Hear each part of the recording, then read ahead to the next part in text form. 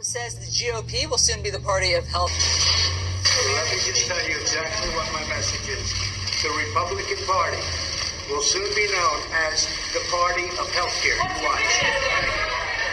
All right, that was President Trump trying to rebrand the GOP as a party of healthcare, despite the fact that his administration is asking a federal appeals court to strike down the entire Affordable Care Act with no other plan in place. Joining us now is Democratic Senator Chris Coons. Good morning, Senator. Good morning, Allison. That's really a striking assertion on the part of President Trump that the Republican Party is now going to be the party of health care. I'd say with his leadership, it'll be the party of taking health care away. Well, let's talk about this because we just had former GOP Senator Rick Santorum on, who is pretty bullish about the Republicans seizing an opportunity here. He cited what he calls the Health Care Choices Act. And basically, I think it would give states block grants or a lump sum of money. I mean, I may be butchering this, but from what I understood from what he just said, from the federal government, put control back in the states. He thinks that it will have lower premiums and cover more people than currently Obamacare does. Well, that's great that former Senator Santorum thinks that. I'll tell you, the most important thing about the Affordable Care Act for more than 150 million Americans who get their health care through their employer is that it protects you against discrimination by an insurance company if you have a pre-existing condition. In my little state of Delaware, we have 900,000 people. 400,000 of us have a pre-existing condition.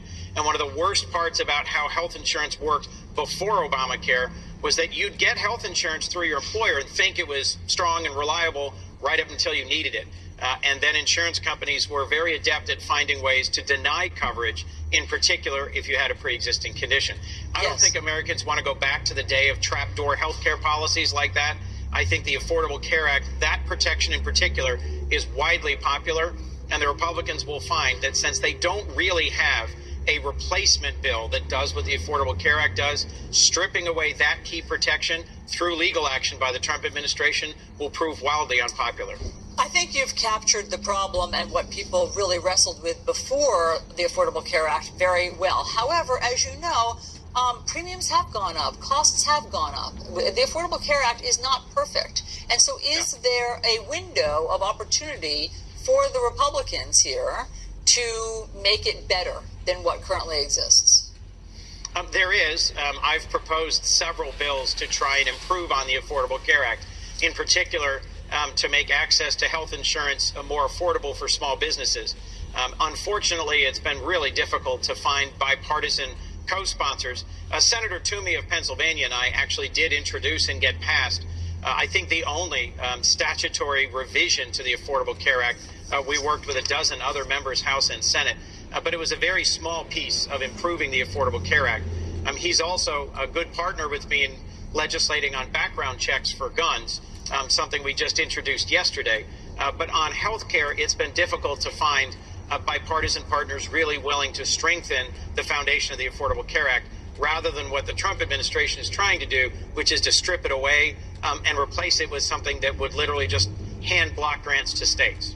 And I do want to get to your gun policy. It's really important, particularly on this anniversary week of the march. And I did have a chance to talk to the Parkland students yesterday, so we'll get to that in one moment. But first, I just want to talk quickly Democratic strategy, because, you know, there's this debate about whether or not to continue talking about collusion and conspiracy and whatever wrongdoing, if there was any, was done by President Trump's campaign, or move on to health care. And so Adam Schiff, as you know, the chair, of course, of the Intelligence Committee, said to the Washington Post yesterday he's sticking with his collusion fight. He says, undoubtedly, there is collusion. We will continue to investigate the counterintelligence issues. That is the president or people around him, are they compromised in any way by a hostile foreign power? It doesn't appear that was any part of Mueller's report. Are you comfortable with Chairman Schiff digging in that way?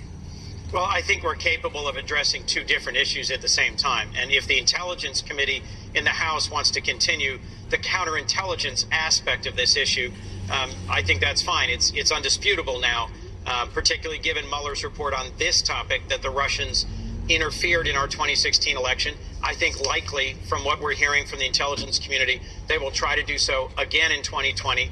So I do think Congress has a role, in particular looking forward, making sure that our next election is not at risk of being interfered with or interrupted by any hostile powers.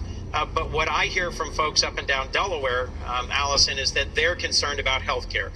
They're concerned about health care, about better jobs, about the opioid crisis, and they want to see us find ways to work together to deal with those issues. So, Senator, I'm here in D.C. on assignment because I came down yesterday to talk to some of the Parkland students. You know, they put up this big art installation just outside of the Capitol because they wanted to get all of your attention.